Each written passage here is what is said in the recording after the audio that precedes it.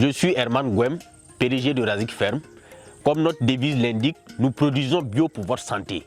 Alors, nous sommes dans la production des poulets, de chair, de kiroleurs, des sassos. Et ainsi, nous évoluons dans les cultures maraîchères telles que le piment, les oignons, les aubergines. Tout ce qui est culture maraîchère, nous le faisons ici à Razik Ferme. Nous faisons aussi des fruits tels que les papayes, les citrons, les tangelos et bien d'autres. Donc je vous invite tous à découvrir Razik Ferme. Ici, nous sommes au niveau des papayes de variété nez. La taille ne me dépasse pas trop. Voilà. Et comme nous sommes en saison des pluies, nous avons l'obligation de bien prendre soin de ces papayes-là parce que avec l'excès d'humidité, la plante pourrit. Voilà, au niveau des tiges, vous allez voir que quand il y a trop d'humidité, ça noircit et par la suite, la plante tombe et ça pourrit. Nous avons un citronnier chinois ici que nous avons pris pour expérimentation. Et on a vu que ça donne. Voilà, voilà les fruits.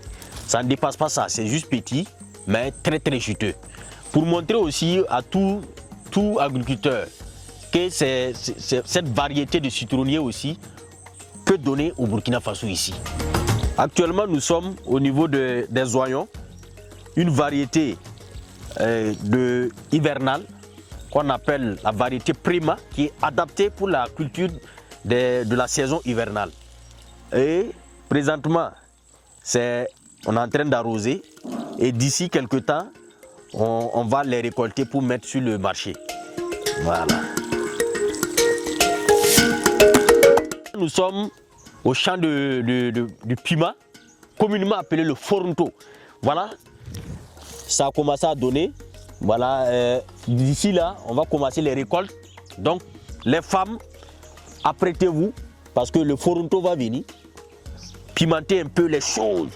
Et dit, quand on mange sans le piment, on ne savoure pas bien la nourriture. Donc, le foronto est là. Comme mentionné depuis, nous évoluons aussi dans le domaine de l'élevage. Donc, je vous invite à me suivre. Là, je vais rentrer dans le domaine de l'élevage. On va visiter tous ensemble. Allez, on y va.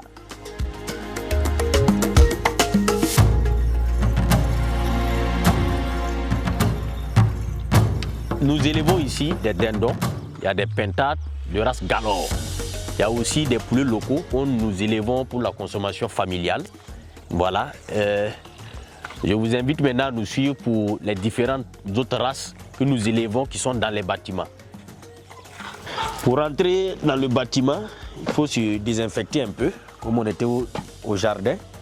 Voilà, j'ai déjà lavé mes mains et tout, donc je vais désinfecter mes pieds un peu avec de l'eau de javel et tout, avant de pouvoir pénétrer. Voilà.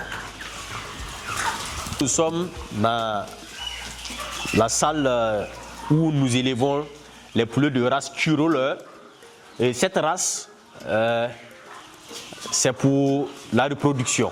C'est pourquoi on les a mis ici et qu'on va les transférer après dans l'autre bâtiment où il y a des pondoirs et tout pour leur permettre de pondre et puis pour qu'on reproduise nous-mêmes. Après avoir visité les Kiroleurs, on va aller visiter la race Sasso roux avec plus de 1200 têtes.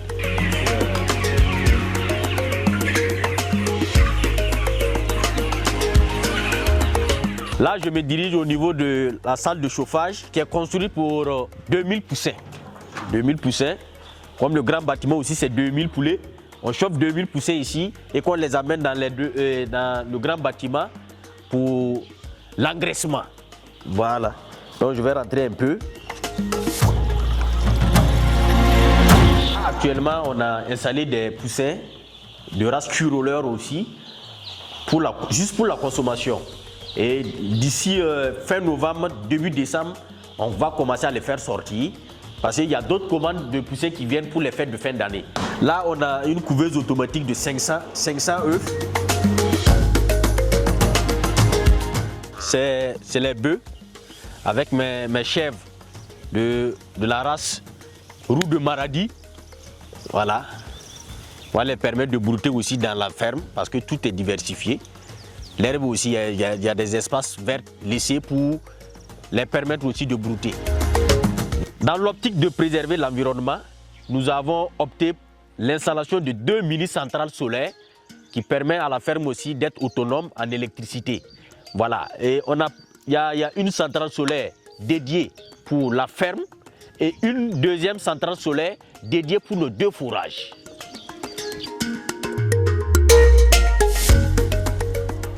Un bissap ne peut pas avoir un terrain cultivé sans cultiver les arachides. C'est pourquoi j'ai pris un demi-hectare, je cultive des arachides, histoire de respecter un peu la coutume chez nous les bissas, et cultiver aussi des haricots pour nos frères moussi là. Voilà, les benwa voilà. Ensuite, bon, je ne pense pas qu'il y a quelque chose ici pour nos esclaves Gouroussi, parce qu'il n'y a rien ici pour vous. Il y a mon chien qui est là, mais vous n'allez pas le manger. Voilà. Je me pose la question, comment nos frères Gouroussi font? Si vous avez un terrain, qu'est-ce que vous cultivez? On ne peut pas cultiver un chien. Donc, venez rejoindre vos patrons et manger les arachides avec nous. Merci. Herman Ngwem, c'est un jeune burkinabé, voilà, qui est passionné de l'élevage. C'est-à-dire après son bac, j'ai continué à l'université. Voilà, j'ai fait 2 ans à l'université dans la filière économie, où j'ai appris aussi les termes économiques et tout, essayer de gérer aussi les finances.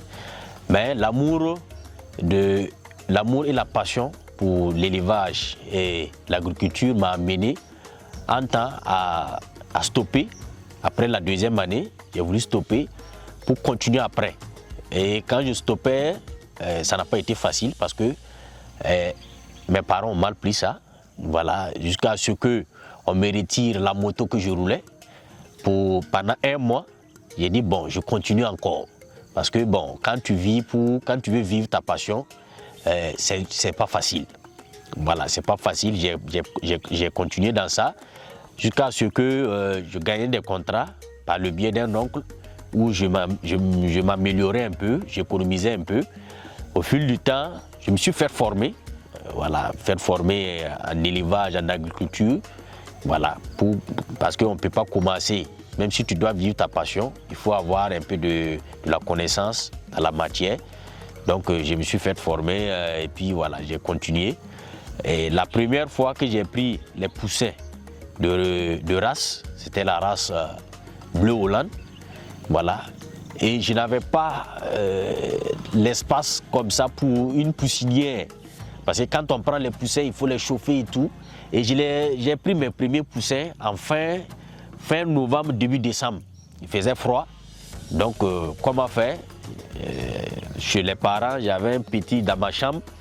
Entre mon placard et puis mon fauteuil, il y avait un petit espace là-bas où je suis allé chercher les bois, où j'ai confectionné même la cage moi-même. Parce que je n'avais pas les moyens pour me payer une case. Et si je payais aussi la case, ça n'allait pas être adapté à l'emplacement. Donc j'ai créé la cage, j'ai pris mes poussins. J'ai pris 50 Bleu Hollande. 50 Bleu Hollande où j'ai mis dans la caisse. Je dormais, je me levais pour vérifier est-ce que tout va bien. Je les alimentais pendant la nuit. Et tellement j'avais l'amour de la chose, je vois que bon, il y a mes amis qui me reprochaient comment un être humain peut dormir avec des poulets. J'ai dit non, c'est ce que j'aime, ça ne me dérange pas, ils sont dans ma chambre, ça ne me dérange pas. À l'époque, avec ma copine, on ne s'est pas entendu, donc elle me disait de faire un choix. Et bien là, le choix est clair. Donc j'ai continué avec mes poussins. Voilà, au fil du temps, après 1 mour, j'ai perdu 7 poussins.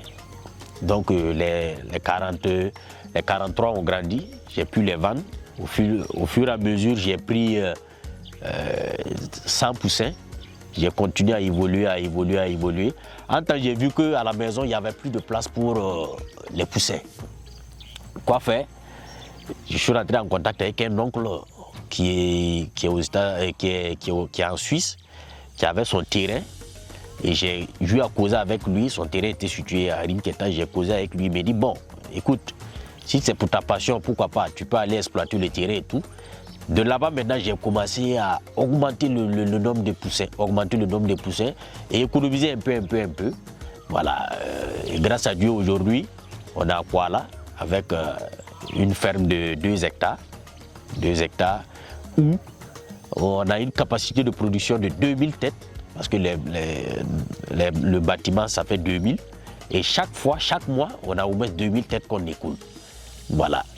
Et pour dire aux jeunes aussi de se battre pour leur passion, pas dire de tenir tête aux parents, mais moi, je voulais vivre ma passion. Je n'ai pas tenu tête aux parents, juste que ça ne les a pas plu. Voilà. Mais aujourd'hui, quand il s'assoit, il me regarde, il est fier. Il y a cette fierté-là, mais il ne peut pas venir me dire, bon, écoute fils, bon, j'avais tort. C'est pas, voilà, il ne va pas le dire, mais il y a cette fierté-là qui l'anime de voir que son fils, à travers sa passion, à travers sa détermination, il est devenu, on peut dire, devenu quelqu'un dans l'élevage. Il y a cette passion, il y a cette fierté-là. Mais voilà, le message que je lance aux jeunes, c'est de vivre leur passion. Quoi qu'il arrive, pas tenir tête, mais quand tu es déterminé à faire quelque chose, tu le fais avec la douceur qui va avec. Voilà. Aujourd'hui, Herman peut dire, voilà, ça va, mais bon, je continue de m'améliorer parce que je n'ai pas atteint le sommet. Je continue de m'améliorer. Je vais inspirer d'autres jeunes à s'intéresser à la culture, à l'élevage. Voilà. On n'est pas obligé de quitter le pays pour réussir. Même moi-même, j'avais cette rage-là de voyager. Une anecdote. J'ai passé même 3 fois le visa canadien que je n'ai pas eu parce que j'avais cette rage-là aussi de quitter le pays. Mais aujourd'hui, bon, je suis là, je vis bien ma vie. Je n'envie pas quelqu'un qui est au Canada, je n'envie pas quelqu'un peut-être qui est ailleurs. Ça va, je me réjouis de ce que j'ai. Voilà. Donc pour inviter les jeunes aussi, ce n'est pas forcément à l'extérieur, mais ce n'est pas forcément en dehors de ton pays que tu peux réussir. On peut réussir au Burkina, on peut entreprendre au Burkina avec la détermination, avec le courage, on peut réussir. Voilà. Il n'y a rien qui nous empêche de réussir dans cette vie-là. Avec la motivation, la détermination, voilà, et avec la prière aussi, je pense qu'on peut sortir la tête de l'eau. Aujourd'hui, je peux être fier car j'emploie au moins 7 jeunes qui sont là permanemment et 50 saisonniers parce que lors des récoltes, on a besoin des gens qui sont là, qui travaillent. Avec toute mon équipe, on remercie Valo Africa d'avoir porté un intérêt particulier à Razik Ferme, de passer faire une interview afin de montrer aux yeux de tout le monde ce qu'un jeune de 26 ans est capable de faire. Tu as 20 ans, tu as 25 ans, peu importe ton âge, avec ta passion, la rigueur, la discipline, tu peux entreprendre et montrer aux yeux de tout le monde que l'entrepreneuriat aussi, c'est bon. Donc, je vous remercie beaucoup d'être passé. Merci bien.